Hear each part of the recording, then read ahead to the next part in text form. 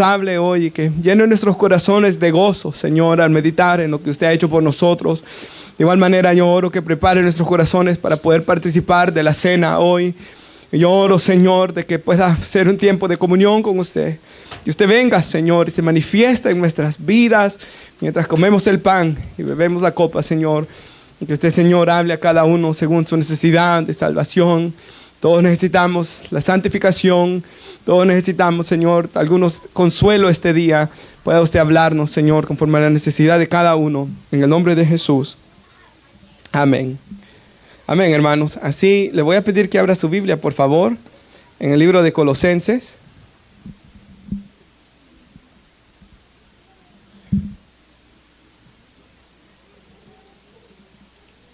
Colosenses capítulo 1. No, perdón, capítulo 2, vamos ya, ¿verdad?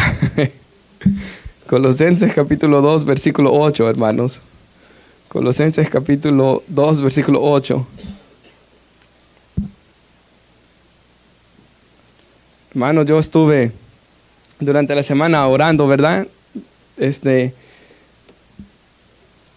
Y el día de ayer estaba un poco como para poner un tema, ¿verdad? Y hermanos, yo creo que esto es lo esencial de todo lo que está hablando Pablo desde el versículo 8 hasta el final, hasta el versículo 23. No vamos a predicar todo eso hoy, ¿verdad? Pero hermanos, habla de que estamos completos en Cristo, hermanos, que es lo que él dice ahí. Lo que aquí está hablando es que la iglesia, todo lo que necesita está en Cristo, hermanos. Y eso es lo que vamos a ver hoy. Colosenses 2, versículo 8. Leeremos del 8 al 15, hermanos. Esos son los versículos que vamos a meditar hoy. Mirad que nadie os engañe por medio de filosofías huecas y sutilezas, según las tradiciones de los hombres, conforme a los rudimientos del mundo y no según Cristo. Porque en él habita corporalmente la plenitud de la deidad, y vosotros estáis completos en él, que es la cabeza de todo principado y potestad.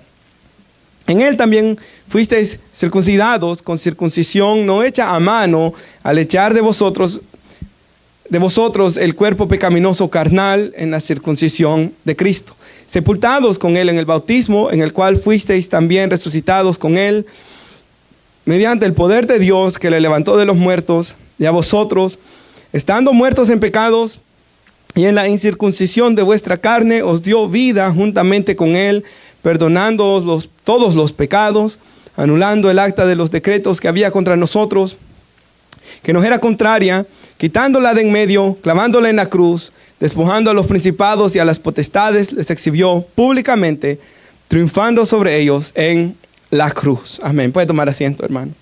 Le voy a pedir que mantenga su Biblia abierta durante todo el mensaje. Aquí, por favor, en estos versículos de Colosenses, hay unos pasajes que vamos a usar, hermanos, para interpretar esto, pero los vamos a poner en las pantallas. Y hoy, mire, tenemos otra nueva televisión, hermanos, muy grande, ¿verdad? Así que, hermanos, las letras salen bien grandes para que las podamos ver bien. Pero, hermanos, comienza diciendo aquí el apóstol, ¿verdad? Miren que nadie los engañe, que tengan cuidado de no ser engañados por medio de filosofías y huecas sutilezas según las tradiciones de los hombres, conforme a los rudimientos del mundo y no según Cristo. Y cuando yo pensaba, hermanos, en estos hermanos, sabemos de que habían algunos judaizantes ahí que les decían que tenían que guardar comidas, días de reposo, días de fiesta, luna nueva y todas estas cosas, ¿verdad? Había un cierto legalismo ahí, que es el mensaje que vamos a tratar la próxima vez. Pero también yo pensaba en cuanto a filosofías, hermanos, era justamente en Grecia donde estaban los grandes filósofos, ¿verdad? Donde estaban, hermanos, los que hemos visto, ¿verdad? Sócrates, Aristóteles, Plato, y todos estos hombres, hermanos, de que son conocidos por ser los grandes filósofos, que hasta el día de hoy muchas veces son citados. Entonces habían, sin lugar a dudas, un sinfín de filosofías ahí, y ellos tenían tradiciones también. Y cuando yo pensaba en las tradiciones de los griegos, no puede pensar uno en otra cosa que no la mitología griega y los dioses griegos, ¿verdad? Y Poseidón y Zeus y todos, Hades y todos estos dioses que ellos tenían, hermanos. Pero en medio de todas las filosofías y todas las tradiciones y todo con lo que luchaba aquel tiempo, hermanos, aquel mundo de aquel entonces, Pablo les dice que no se dejaran engañar por todas estas cosas del mundo que no son según Cristo. Y no podía dejar de pensar, hermanos, en lo que estamos viendo en nuestros días, en este momento, en este fin de semana, hermanos. Y sin lugar a dudas, hermanos, que en Israel, piensen esto por un segundo. Israel está ahorita, los judíos, celebrando la Pascua, ¿verdad? En estas fechas, con un templo destruido, y por eso no pueden ni comer el cordero de la Pascua, hermanos. Llevan 2000 años sin poder celebrarla como es, porque la Biblia dice en 1 Corintios 5 de que Cristo es nuestra Pascua, que ya fue sacrificada. Entonces los judíos, hermanos, están ahí endurecidos, muchos de ellos, no todos, contra Dios. Y por otra parte, hay gran parte de la cristiandad en nuestros días que está haciendo un montón de cosas, hermanos, de que no van conforme a las Escrituras. Y lo que yo le diría a alguien que está haciendo estas cosas, hermanos, es que considere si esto está a la luz de lo que el Señor Jesús le enseñó a sus apóstoles y lo que quedó escrito en la palabra de Dios para la iglesia. Hay personas, hermanos, golpeándose, latigándose, ¿verdad? Flageándose estas semanas. Yo vi, hermanos, en mi país, El Salvador, un hombre de que se subió como una estatua y estaba pegándole con látigo a la gente que pasaba, y de ahí se malmató, ¿verdad? Se dio un buen golpe, hermanos. Nosotros vemos mucha gente golpeándose, hiriéndose, caminando de rodillas. Estamos viendo mucha gente, hermanos, de grandes procesiones, cargando ídolos tan pesados, estatuas tan grandes, de que se caen o les caen encima a ellos, o no pueden con el peso de ellas. Y todas estas cosas, hermanos, sabemos que son tradiciones que inventaron los hombres, pero no es según Cristo, no son según la palabra de Dios. Y es más, yo me atrevo a decir que aquí en Estados Unidos no vemos quizás tantas de estas cosas, pero aquí en Estados Unidos vemos mucho lo de los huevos y el Easter Bunny, ¿verdad? Y todas estas cosas, hermanos, que no son otra cosa que Satanás tratando de desviar la mirada de la gente, hermanos, del evangelio. Por eso es que el diablo hace estas cosas, ¿verdad? Para desviar la mirada de las personas, porque hay personas que en esta época, en este tiempo, todo su enfoque está en vacaciones, en playas, o todo su enfoque está en el conejo, ¿verdad? Que yo no sé de dónde ha salido ese conejo, con el montón de huevos, hermanos, para desviar la mirada, hermanos, de Cristo, de la cruz, de la resurrección, que Cristo venció la muerte, que Él resucitó, que Él es nuestra Pascua. Y yo le diría a las personas, ¿verdad? Yo sé, hermanos, de que hay personas que posiblemente han hecho esto, de que a veces ven el video, hermanos, familiares míos, o una señora con la que yo hablaba, varias personas que he visto de que me han dicho, no son cristianas, que han visto estos videos, y yo le diría a esa persona de que mire si lo que está haciendo es conforme a las Escrituras, si es conforme a la voluntad de Dios. R.C. Sproul tiene un dicho muy, muy famoso, hermanos, de que él dice que él ha encontrado que mucha gente a veces tiene una opinión sobre la Biblia, y que muchas veces esa gente que tiene una opinión sobre la Biblia no la ha leído, hermanos. Y eso es algo bien peligroso, ¿verdad? De que comience a hacer todas estas creencias de que supuestamente están basados en la palabra de Dios, cuando en realidad no tienen nada que ver con la palabra de Dios. Así que mucha gente tiene una opinión sobre la Biblia, dijo R.C. Sproul, pero muchas veces son pocos los que la han leído, y debemos, hermanos, leer la verdad de la palabra de Dios y ver, hermanos, si esto está conforme a lo que Dios enseñó. Y claramente no, ¿verdad? El Señor no nos dice que nos golpeemos, que nos latiguemos, que vayamos de rodillas, que carguemos estos grandes ídolos, que no podemos comer carne, hermanos, en estos días. Todas estas cosas, hermanos, no tienen ningún fundamento en la palabra de Dios. Y eso es lo que Él les está diciendo aquí. Que nadie los engañe. Filosofías en aquel tiempo, tradiciones conforme a las cosas del mundo y no según Cristo. Hermanos, no olvidamos, ¿verdad?, de que la palabra de Dios es la revelación de Dios a nosotros, y que la Biblia es nuestro estándar de fe y conducta, ¿verdad? Todo lo que creemos, hermanos, y toda la manera como nosotros nos debemos de comportar debe estar basado, hermanos, en las Sagradas Escrituras. Esto es algo muy importante. Así que Pablo les dice, esto no es según Cristo. Y luego mira el versículo 9, porque en Él, en Cristo, habita corporalmente toda la plenitud de la deidad. Y vosotros, versículo 10, estáis completos en Él. Él es la cabeza de todo principado y potestad. Algo que Él ya ha dicho más adelante, ¿verdad? Que Él tiene preeminencia sobre todo. O sea, lo que Él les está diciendo es, hermanos colosenses, no necesitan las filosofías, ni las huecas sutilezas, ni las tradiciones de las que le habló en el versículo 8, porque tenemos algo mejor. Estas cosas no son según Cristo, tenemos algo mejor, Cristo. En Él habita corporalmente toda la plenitud de la deidad, es lo que Él les está diciendo. En Él están completos, o sea, no necesitamos nada más.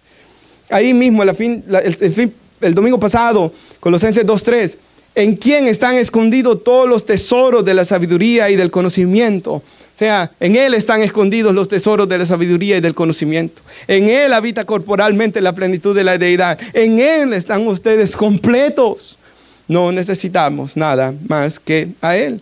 Y si usted va a Colosenses 1:17, yo quisiera que viéramos 3 pasajes aquí en Colosenses 1 de lo que ya hemos predicado, que nos recuerda de que Cristo es todo lo que necesitamos.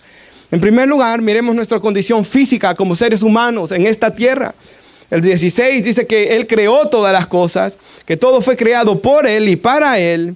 Y el 17 dice, y Él es antes que todas las cosas y todas las cosas en Él subsisten. O sea, el mundo, ¿verdad? La creación, hermanos, subsiste porque Cristo da vida.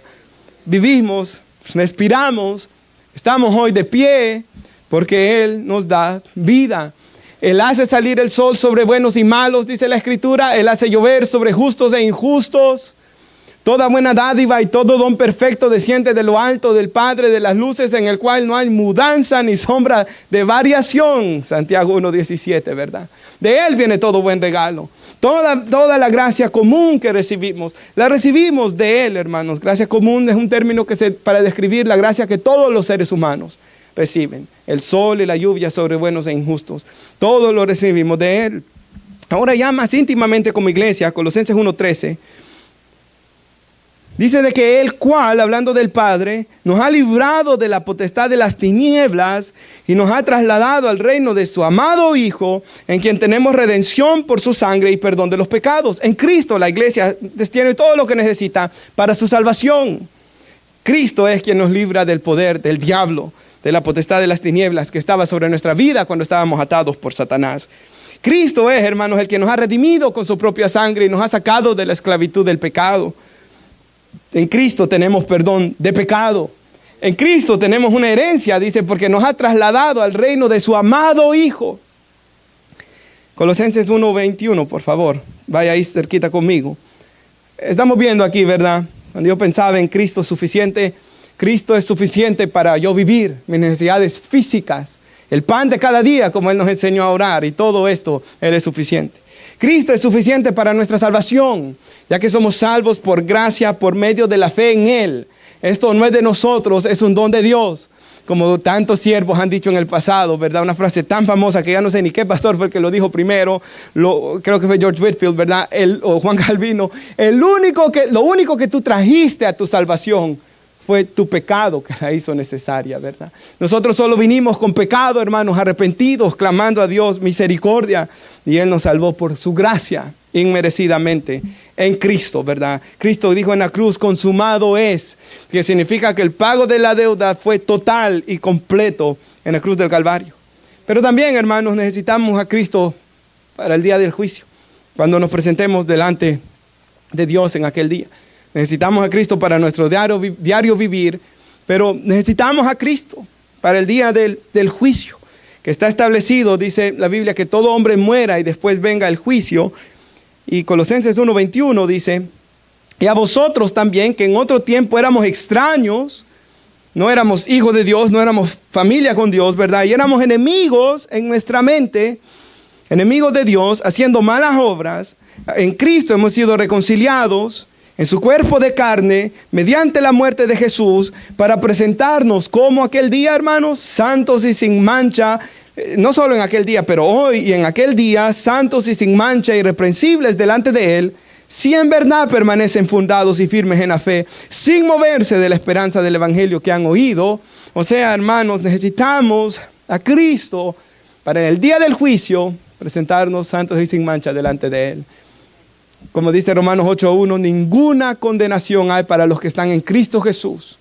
Los que no andan conforme a la carne, sino conforme al Espíritu. Y Él sigue con eso después, ¿verdad? Pero hermanos, necesitamos a Cristo para el día del juicio. Y yo sé que a veces no nos gusta pensar de eso, pero hermanos, cada uno de nosotros acá no es eterno. Aquí eventualmente vamos a tener más funerales, hermanos. Aquí eventualmente cada uno va a tener que enfrentar el juez eterno, celestial, del cual nada está oculto. En aquel día necesitamos estar en Cristo, ser hallado en Él.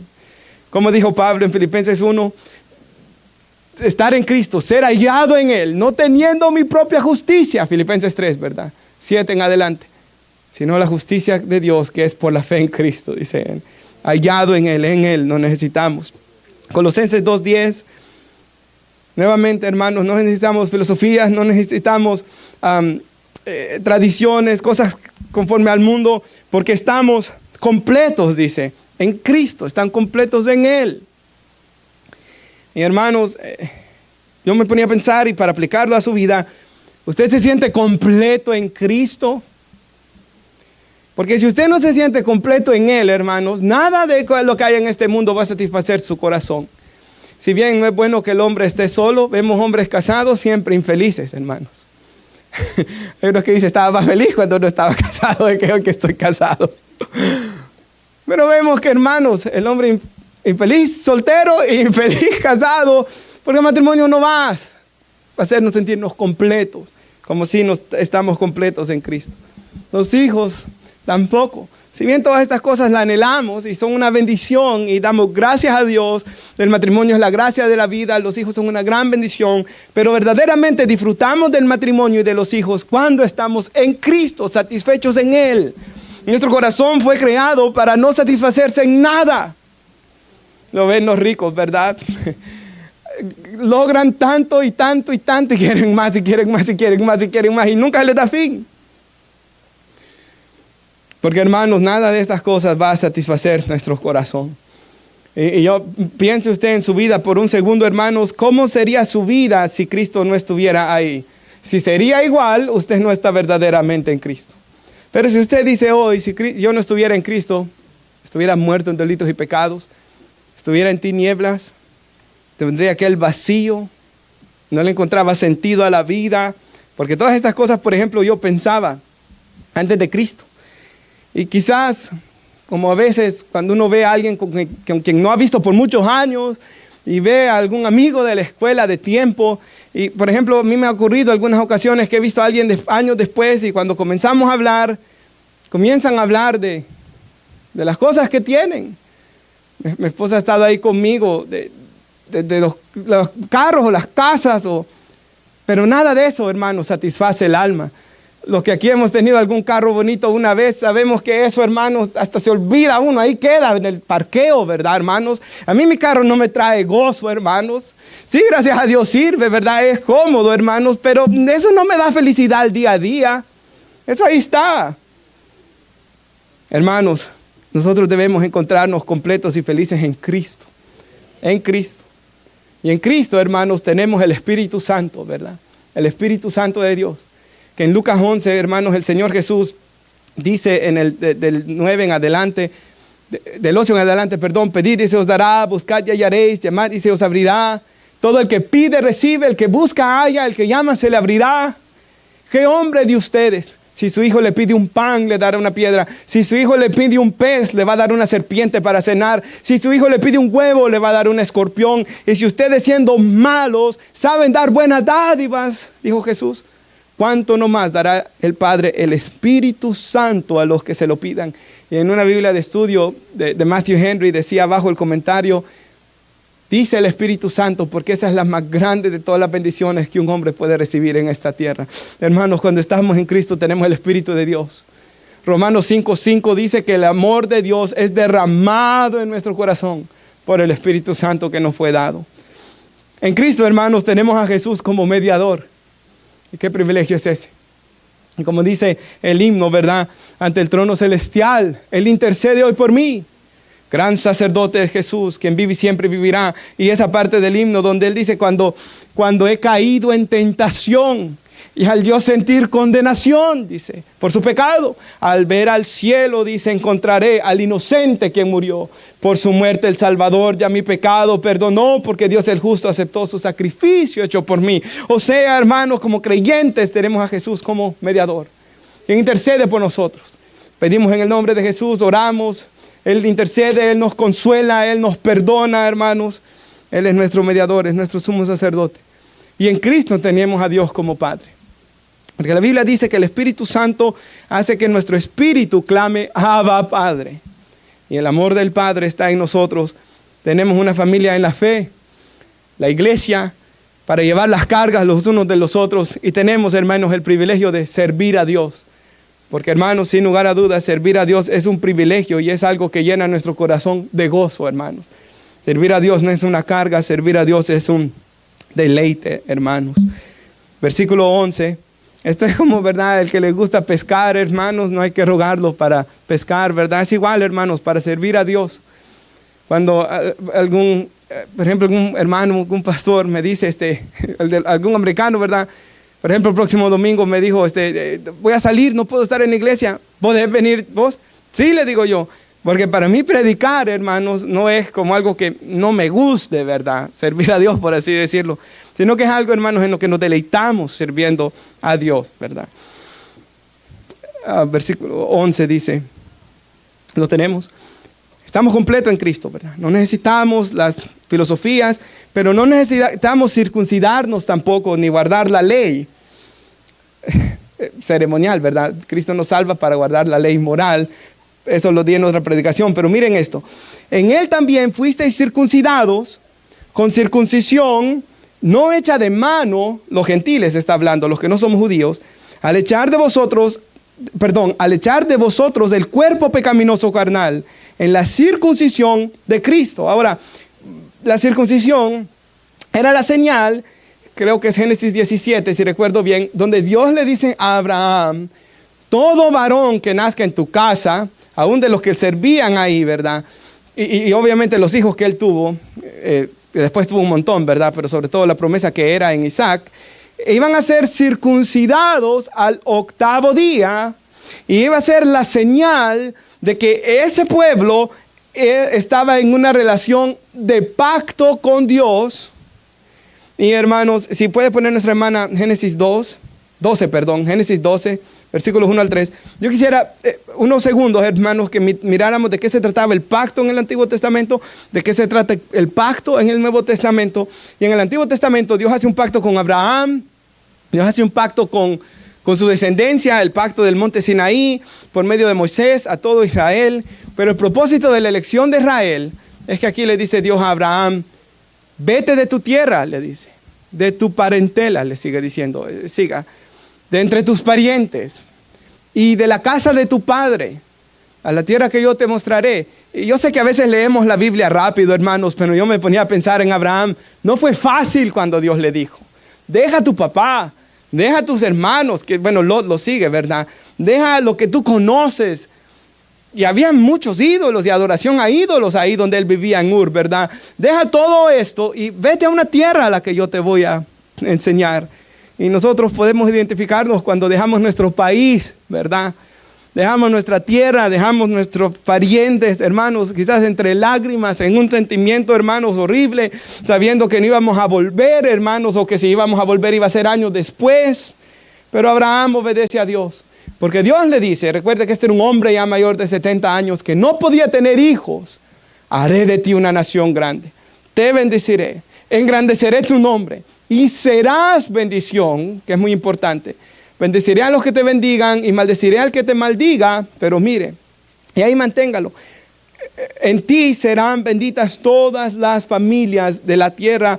Dios escoge a Abraham para en ti serán benditas todas las familias de la tierra, porque de la descendencia de Abraham iba a venir aquel que iba a nacer de mujer, que Dios prometió en Génesis 3, que iba a venir a aplastar la cabeza del diablo, que es nuestro Señor y Salvador, Jesús. Y en Gálatas 3:6, si lo puede poner nuestra hermana, 6 al 9, nos describe aquí, la Biblia nos interpreta, hermanos, lo que ocurrió en ese momento y lo que ocurrió después en Génesis 15 y Génesis 17. Dice que Abraham le creyó a Dios, hermanos, cuando Dios le dijo esto. Y eso, la fe, le fue contada como justicia. Pablo trata más adelante que Dios lo perdonó, lo justificó por fe. Por tanto, sepan, dice, y esto es muy importante, que los que son de la fe, estos son hijos de Abraham. O sea, hermanos, esto trata Dios en Romanos 9, por ejemplo. La descendencia de Abraham, que Dios le promete ahí, no estaba hablando tanto del Israel físico, sino, hermanos, de todos los que iban a poner su fe en Dios por medio de esa promesa de Dios a Abraham. O sea, en Romanos 9 dice Pablo así: no todos los israelitas son verdaderamente israelitas, dice. Porque hay muchos israelitas que se han ido a la condenación, ¿verdad? Sino los que verdaderamente han puesto su fe son contados como hijos de la promesa, dice.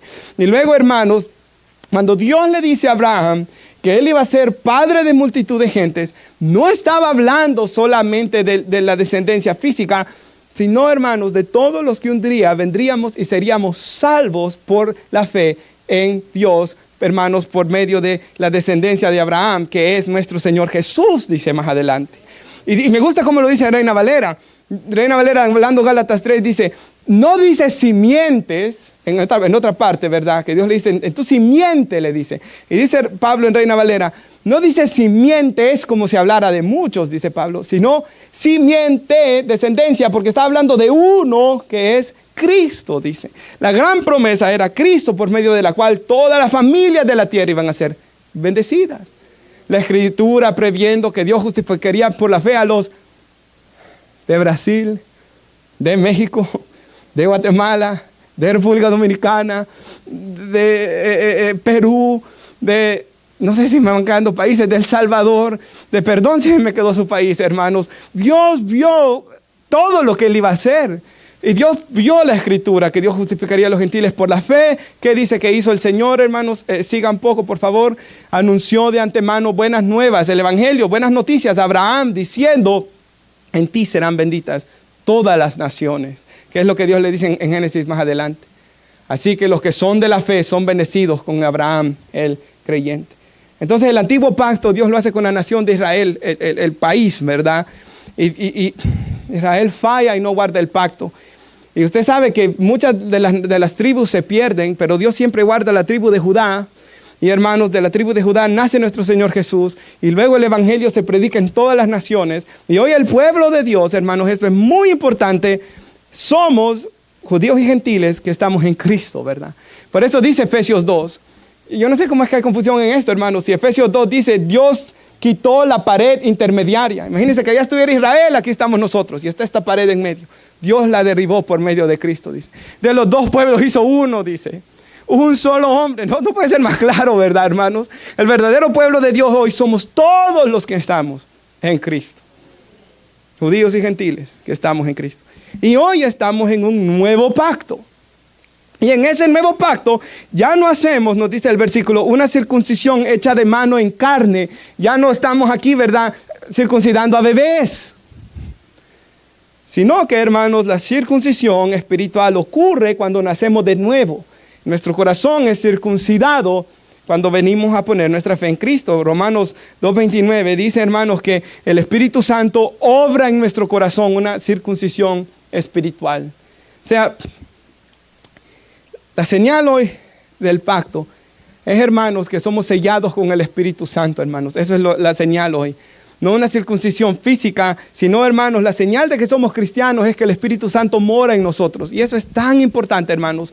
Por favor, tómelo a consideración todo el que está aquí hoy. Romanos 8 enseña que el que no tiene el Espíritu de Dios no es de él, hermanos. Tan serio es esto. Romanos 8:16 dice que el Espíritu Santo da testimonio a mi espíritu si yo soy hijo de Dios. Y es tan importante esto, hermanos, que el Espíritu Santo esté en nosotros, que el Espíritu Santo esté obrando en nosotros, que la presencia del Espíritu Santo esté obrando en nosotros. Paul Washer dice, lo voy a parafrasear un poco lo que él dice, voy a decir como que si fuera yo, pero Paul Washer dice así: hermanos, imagínense por un segundo ustedes que terminó de cantar mi esposa, terminaron los músicos y yo no aparezco. Y aparezco ahorita a las 4:25. Y aparezco, hermanos, así limpio como estoy, me paro aquí y les digo, hermanos, perdón, me atropelló un camión, un tráiler me pasó por encima y por eso vengo tarde. Usted se va a preguntar, dice Paul Washer, ¿por qué el pastor anda peinado o medio mal peinado, verdad? Quizás en eso sí, pero no se le ve nada de golpe, está limpiecito, ¿verdad? Este hombre está mintiendo. ¿Quién me va a creer que me pegó un tráiler, verdad? Y que por eso vengo tarde. Entonces Paul Washer dice, si de verdad el Espíritu Santo viene a ti, tiene que haber un cambio, dice. Tiene que pasar algo. No puede ser que todo permanezca igual y no puede permanecer igual. Y todo comienza con un quebrantamiento por el pecado, ¿verdad?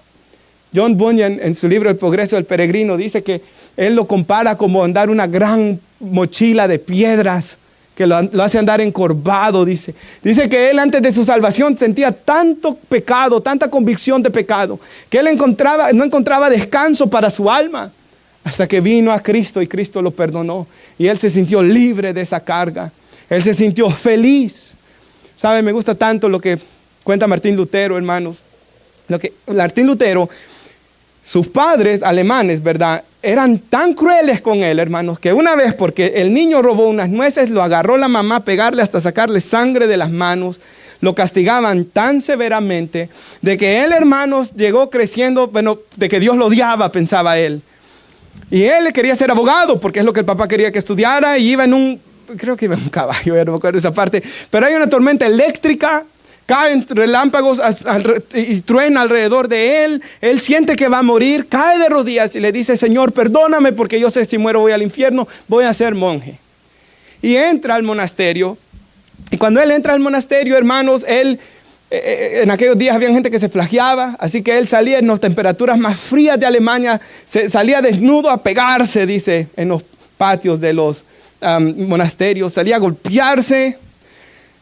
Él se confesaba 2 o 3 horas diarias porque él tenía que confesar toditos sus pecados para ser perdonados de ellos, y ya los curas ya no lo aguantaban de tanto que él pasaba ahí en el confesatorio, ¿verdad? Y él se confesaba y él ayunaba hasta desmayarse, y él trataba de buscar de una y otra forma quitarse la carga de su pecado que él andaba. Y como no lo hallaba, ¿verdad? Lo pusieron a ser maestro de una universidad porque fue muy inteligente. Y ahí él daba unas enseñanzas sobre Romanos. Y ahí él lee Romanos 1:18, que la ira de Dios viene, y él está peor todavía. Porque él siente que él está bajo la ira de Dios. Y él está peor y se siente peor. Y llega a decir, él escribe, te odio Dios, odio a Dios. Y mientras él está en ese Romanos 1, él comprende, el justo por la fe vivirá. Y él comprende que Cristo fue la propiciación, y él comprende que Cristo cargó con el pecado, y que él ya no tiene que cegarse, y que él no tiene que hacer nada, ni que él no tiene que moverse a la derecha y a la izquierda, y de que él es amado en Cristo. Y dice que cuando él descubre estas doctrinas, hermanos, él se regocija en ese momento, dice. La carga de su pecado se quitó de él, y él encontró un gozo por medio del cual él comenzó a cantar alabanzas a Dios, y ese día él experimentó nacer de nuevo. Hermanos, necesitamos esa experiencia, cada uno de nosotros. Esa es mi oración por cada uno que está aquí. Esa es mi mayor oración por mis hijos, hermanos. Mi mayor anhelo por sus vidas es que ellos nazcan de nuevo. Que nazcan de nuevo. Porque si Jesús dijo en Juan 3, versículo 3, que el que no naciere de nuevo no puede ver el reino de Dios. Por tanto, es importante, hermanos, que cada uno, por favor, experimente esto, la circuncisión de Cristo en el corazón. Que Cristo cambia el corazón. Él hace una cirugía en el corazón. Quita un corazón de piedra que no quiere saber nada de él y pone un corazón nuevo, dice la Escritura. Esto es de gran suma importancia, hermanos. Es más, me gusta esa historia de George Whitefield, cuando antes eran colonias, las 13, si recuerdo bien, colonias aquí en Estados Unidos. Lo invitaron a predicar a un lugar, un grupo de iglesias, traían amigos para que escucharan la palabra, y toda la semana ya había pasado predicando Juan 3. Pasa la otra semana y él predicando Juan 3, y los pastores llegan y le dicen, ¿y usted que no puede hablar de otra cosa que no sea Juan 3? Y él les dice, el día que yo vea que ustedes han nacido de nuevo, les contesta él, ese día yo voy a dejar de predicar Juan 3. Hablando de la necesidad, hermanos, que hay de nacer de nuevo. Versículo 12 dice, sepultados con Jesús, ¿verdad? Con él, porque estamos completos en Cristo. En el bautismo, en el cual fuisteis también resucitados con él, mediante la fe en el poder de Dios que le levantó de los muertos. Y mire que la Biblia siempre dice que la iglesia fue sepultada con Cristo resucitó con Cristo, fue bautizada con Cristo. El bautismo aquí está hablando de la muerte y de la resurrección de Cristo. Si puede poner nuestra hermana, por favor, Gálatas. Sí, Gálatas, hermana, 3:26, por favor. Y a esto se le conoce, hermanos, como la doctrina de la unión del creyente con Cristo, ¿verdad? Cristo murió en la cruz y Él pagó, pero por nosotros, ¿verdad? La iglesia murió con Él, así por decirlo. Él pagó por mis pecados allá, ¿verdad? Yo no tengo que pagar más, hermanos, eso es muy importante. Yo no tengo que hacer cosas, ¿verdad? Penitencias, ni nada más. Y acá dice, hermanos, ustedes son hijos de Dios mediante la fe en Cristo Jesús, ¿verdad? La Biblia dice, hermanos, ahí mismo lo va a decir después Pablo, de que cuando el Espíritu Santo viene, Él nos adopta y nos hace decir, Abba Padre. Pero dice después, todos los que fueron bautizados, ¿en quién? En Cristo, hablando del momento que Cristo murió y Cristo resucitó, de Cristo se han revestido, manténgalo ahí. Han sido bautizados en Cristo, esto es muy importante. Como nos dice aquí, ¿verdad? Sepultados con Él y resucitados con Él. Cuando Jesús murió, hermanos, Él murió por todos los que se salvarían. Ahí estábamos usted y yo, ¿verdad? Cuando en Juan 17 Jesús ora por sus discípulos, Él dice, yo no oro solo por estos, sino por los que han de creer en mí, por la palabra que ellos prediquen, ¿verdad? Entonces, Él murió y Él resucitó por nosotros, para que cuando alguien ponga su fe en Cristo, nazca de nuevo, ¿verdad? Pase de muerte a vida. Después, por eso se bautiza a uno, como algo después de la regeneración debería de ser. Después de nacer de nuevo, nos bautizamos, porque simboliza de que yo he puesto mi fe en un Salvador que ha muerto y ha resucitado, y que yo quiero morir a mi antigua vida para vivir en una nueva vida en Cristo. Ese es el bautismo, que ocurre después que yo he puesto mi fe en Cristo. Y me gustan las escrituras, hermanos. En Hechos 2, Pedro predica y ese mismo día se bautizan 3,000, ¿verdad? En Hechos 8, Felipe predica y ese mismo día bautiza al eunuco, ¿verdad? En Hechos 16, Pablo predica y ese mismo día bautiza al carcelero con toda su familia, ¿verdad? Vemos que ponen su fe y después se bautizan, hermanos. Puede ser el mismo día. Si alguien viene y me agarra aquí de la camisa, por una vez alguien me agarró de la camisa, hermanos, pero por su pecado, ¿verdad? Pero alguien viene y me agarra de la camisa y me dice, no quiero que nos vayamos hasta que me bautice, ponemos esa agua aunque esté helada, hermanos, y me meto ahí con usted hoy y lo bautizo a usted hoy. Pero si no, espere al 1 de agosto, que el agua va a estar más caliente allá. Versículo 13.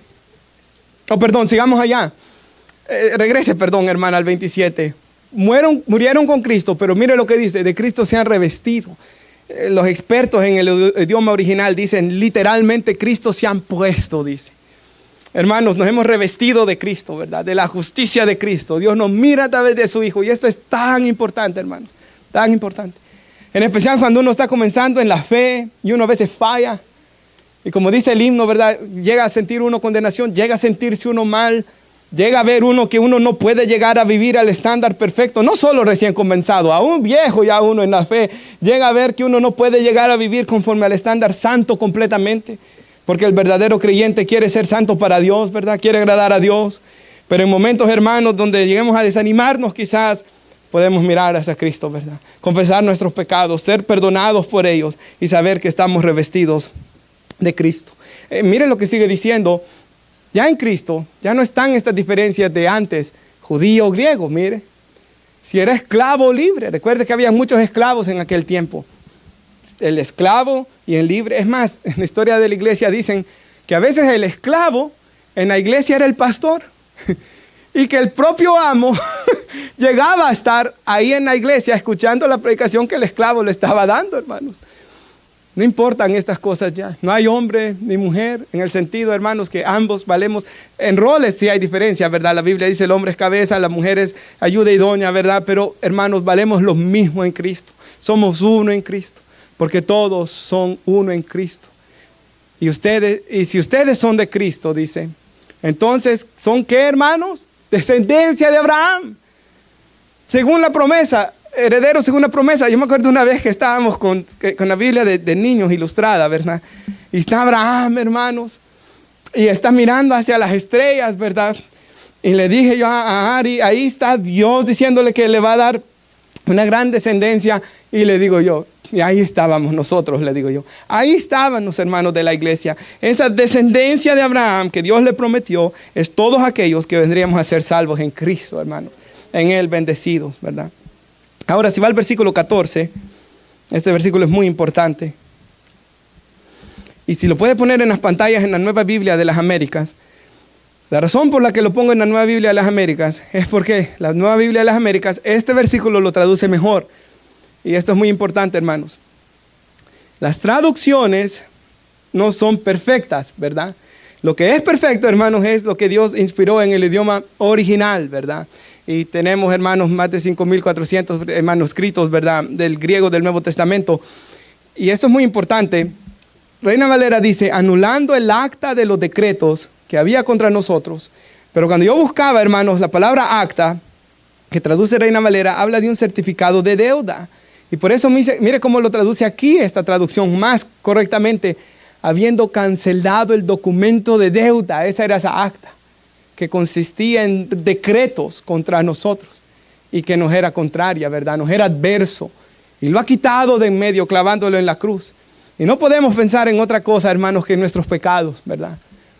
En nuestra deuda delante de Dios. Cuando Jesús nos enseñó a orar, en Lucas 11 y en Mateo 6, Jesús dijo que oráramos, Señor, perdona nuestra deuda, nuestras deudas, como nosotros perdonamos a nuestros deudores, en el sentido de que el pecado es una deuda contra Dios, ¿verdad? Es una ofensa contra Dios. Y si puede poner nuestra hermana Gálatas 3 otra vez, versículo 10. Mucho Gálatas 3 hoy, ¿verdad, hermanos? Pero va ciertamente unido con este pasaje. Todos, y esta es la deuda contra Dios, todos los que son de las obras de la ley, o sea, los judíos que no quieren creer en Cristo, que se quieren salvar por sus propias obras, y todo aquel, hermanos, que quiera salvarse por sí mismo, ¿verdad? Que crea que él merece el cielo por sí mismo, que se quiere salvar por la ley, están bajo maldición, dice. Pues escrito está, maldito todo el que permanece en todas las cosas, todo el que no permanece en todas las cosas escritas en el libro de la ley. O sea, si me quiero justificar por la ley, debo cumplirlas todas, debo hacerlas, dice ahí. Y por eso es que no puedo. Nadie es justificado ante Dios por la ley, es evidente, dice la Biblia. Porque escrito está, el justo por la fe vivirá. Eso es lo que comprendió Lutero, ¿verdad? Eso es lo que abrió sus ojos, hermanos. Sin embargo, la ley no se basa en la fe. Sino que, hermanos, ¿qué dice la fe? La ley, perdón, el que hace las cosas vivirá por ellas. Y por eso vino Jesús. Por eso es que Jesús se encarnó, hermanos. Ese es el propósito. Por eso Jesús nació como un bebé, no de 30 y algo de años, de un solo para morir. Nació como un bebé para a los 8 días circuncidarse, ¿verdad? Por eso la Biblia da ese detalle. A los 8 días van con 2 pajaritos, porque la familia de Jesús era pobre, ¿verdad? Dan esos pajaritos, se circuncida Jesús. Y de ahí para allá, hermanos, es cumplir la ley, cumplir los profetas, para morir en la cruz y redimirnos de la maldición de la ley. Cristo nos redimió de la maldición de la ley, habiéndose hecho maldición por nosotros, porque escrito está en la ley, maldito todo el que cuelga de un madero. Y Cristo llevó nuestra maldición, Cristo pagó nuestras deudas, Cristo, hermanos, ¿verdad? Clavó nuestras deudas, el acta de decretos contra nosotros. Cristo clavó lo que nos condenaba. Cristo clavó todas las cosas que usted y yo nos puedan avergonzar. Cristo clavó todas las maldades que usted y yo hayamos hecho.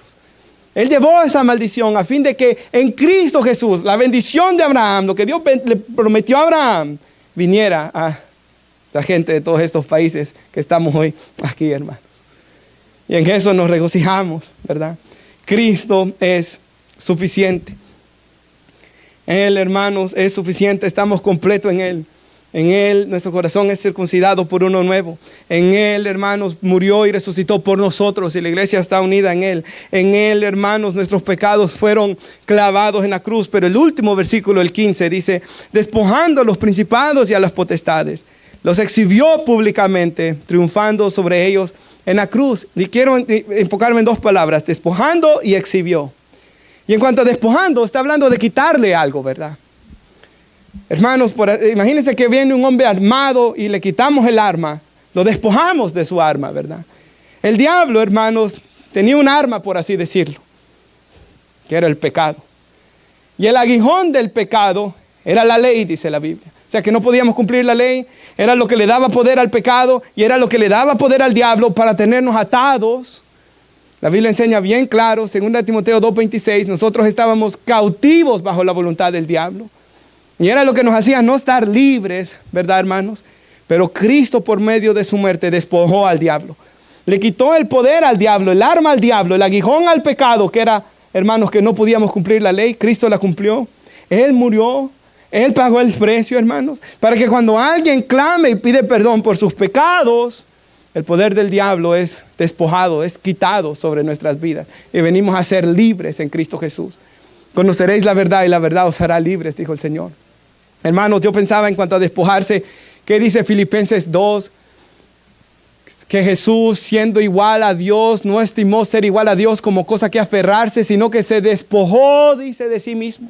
Él se despojó de su gloria en el sentido, hermanos, que Él se encarnó y murió en la cruz del Calvario como verdaderamente Dios, verdaderamente hombre, ¿verdad? Quiero ser claro en esto, pero Él murió en la cruz del Calvario como hombre, como el postrer Adán. Se despojó a sí mismo haciéndose obediente y tomó forma de siervo y se hizo obediente hasta la muerte y muerte de cruz, por lo cual cuando Él resucita, Dios lo exalta hasta lo sumo, ¿verdad? Y le da un nombre que es sobre todo nombre. Y toda rodilla y toda lengua se doblará delante de Él. Toda lengua le confesará, Señor, Él es la cabeza de todo principado y potestad. Y es en ese sentido que dice que Él exhibió públicamente. Triunfando, dice, sobre ellos en la cruz, a los principados y potestades, a los poderes de Satanás. Hermanos, cuando dice exhibió, me gusta que en los comentarios bíblicos habla de que en Roma o en el tiempo antiguo de Grecia, esta palabra exhibir se usaba, por ejemplo, cuando los generales romanos venían y habían vencido y se traía al rey que había sido vencido y a los ejércitos que habían sobrevivido la matanza, que habían sido llevados cautivos, y se hacía un parade, dicen en inglés, ¿verdad? Donde se lleva a las personas y se iban humillando públicamente, se exhibían públicamente, dándole a entender a la población romana de que ese rey y ese ejército enemigo había sido vencido. Lo que está diciéndonos aquí la Biblia es, hermanos, que por medio del sacrificio de Jesús, Satanás ha sido vencido, hermanos, y ante los principados y potestades ha quedado públicamente exhibido como derrotado. Y cuando ponemos nuestra fe en Cristo, hermanos, somos bendecidos, y gracias, hermanos, y somos salvos por gracia. Y cuando yo pensaba en esto, hermanos, yo me ponía a pensar, Cristo es suficiente, hermanos, para que vivamos vidas en victorias contra el poder del diablo. Nosotros como cristianos, por eso la Biblia nos dice en 1 de Juan que hemos vencido al maligno, ¿verdad? Cristo nos da vida, hermanos, tan poderosas como para que nosotros vivamos en victoria. Y yo no sé, hermanos, qué lucha puede usted tener hoy contra el pecado, contra prácticas, contra adicciones, contra un carácter que lastima a todos los que están a su alrededor. Yo no sé, hermanos, en qué problemas, pero sea el problema que usted esté enfrentando, Cristo es suficiente, hermanos. Es lo que nos está diciendo hoy la palabra de Dios. Ese es el punto de Pablo. No necesitamos filosofías, huecas sutilezas, tradiciones del mundo. No necesitamos circuncidarnos. No necesitamos nada de estas cosas, hermanos, porque Cristo es suficiente. Y si ponemos nuestra fe en Él, Él es poderoso para cambiar nuestras vidas y para satisfacer nuestro corazón. Y recibiremos el don del Espíritu Santo y ya no, hermanos, anhelaremos más las cosas del mundo. Y concluyo en las pantallas con Romanos 8:31, que creo, hermanos, de que ilustra esto. Yo sé, hermanos, nuevamente, vivimos en una naturaleza caída, ¿verdad? Todos luchamos contra el pecado. Nadie de nosotros es perfecto. Y la Biblia nos dice, hermanos, que tenemos una batalla contra Satanás. Pero ¿cómo nos dice la Biblia, hermanos? Hace poco lo prediqué. Fortalezcanse en el Señor, en el poder de su fuerza. ¿Qué más dice la Biblia, hermanos? Santiago 4:7. Sométanse a Dios, resistan al diablo. ¿Y el diablo qué? Huirá de ustedes. Cristo es suficiente para vivir en victoria. Cristo es suficiente para poder dejar cualquier pecado, hermanos. Porque la Biblia dice en Hebreos 11:6, sin fe es imposible agradar a Dios. Pero si creemos que le hay, que Él es recompensador de los que le buscan, hermanos, podremos vencer todo lo que estemos enfrentando hoy. Y mire lo que dice Romanos 8:31. Si Dios es... me gusta, perdón, antes. ¿Qué diremos a esto? Pablo ha explicado todo lo que Dios ha hecho por nosotros en Cristo en 8 capítulos. ¿Qué diremos a esto? Dice él. Si Dios es por nosotros, ¿quién contra nosotros, hermanos? Piense esto. Y quizás alguien dirá, ¿cómo sé que Dios es por mí? Si yo no me merezco el favor de Dios. Si usted está pensando así, por lo menos está pensando correctamente, que no lo puede merecer usted, pero es en Cristo que lo recibimos. Él no negó ni a su propio Hijo. No escatimó, dice Reina Valera. No se reservó, dice otra traducción. Él no nos negó ni a su propio Hijo. Hermanos, yo creo que todos tenemos un límite cuando damos, todos tenemos un límite cuando alguien nos puede pedir algo, ¿verdad? Pero hermanos, el Señor dio a su Hijo. ¿Cómo no nos dará también, juntamente con Él, dice, todas las cosas? Él entregó a su Hijo por nosotros. Por eso, hermanos, cuando alguien pregunte cuánto ama Dios a su iglesia, ama a su iglesia suficiente como para dar su Hijo, ¿verdad? A morir en la cruz por ella. ¿Quién acusará a los escogidos de Dios? Si Él es el que justifica, Dios justifica. ¿Quién nos podrá condenar? Si Cristo murió y Él también resucitó por nosotros, Él está a la diestra del Padre, Él intercede por nosotros. No olvide eso, hermanos, nunca.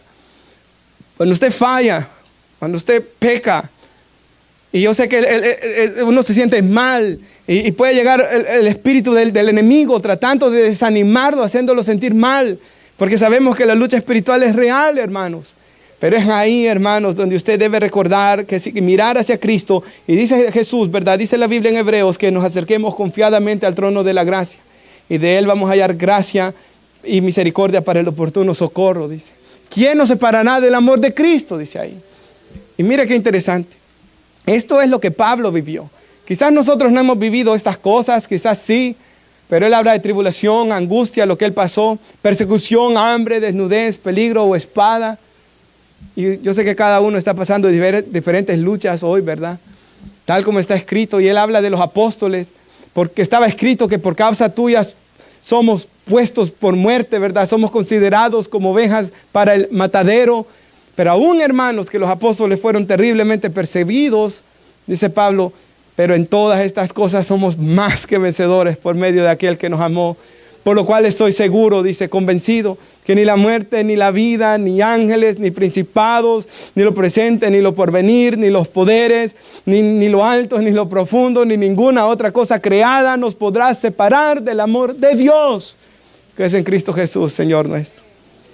Yo le decía hoy al hermano Alex, en la clase, ¿verdad? Hablando del amor de Dios. Y todos los que son papás aquí, yo creo que por muy mal que un hijo sea contra el papá no, hablando de un papá, ¿verdad? Cristiano, nunca lo va a dejar de amar, hermanos. Por muy malo que sea un hijo, por muy malo que sea una hija, el papá siempre va a querer. Es más, es la persona, los hijos son los que más sinceramente se aman.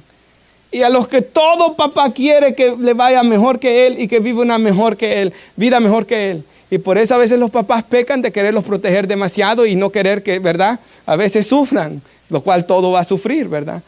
Pero hermanos, los ama tanto. Y yo sé que si yo le pregunto a cada uno de ustedes, dirá, nada podrá separar a mi hijo de que yo lo ame. Y hermanos, mirándolo desde el punto de vista en Cristo, que Dios dio a su Hijo, es lo que está diciendo Pablo aquí. Nada nos separará de su amor. Ni las pruebas, ni las acusaciones de Satanás, ni lo alto, ni lo profundo. Él da todas las posibilidades posibles. Nada separará de que Dios nos ame en Cristo, hermanos. Estamos completos en Él. No necesitamos nada más que Él. Y en eso, hermanos, nos preparamos para participar de la cena del Señor hoy. Oramos. Padre, le damos las gracias, Señor, por estar congregados este día domingo. Señor, este es el domingo más especial porque venimos a participar de la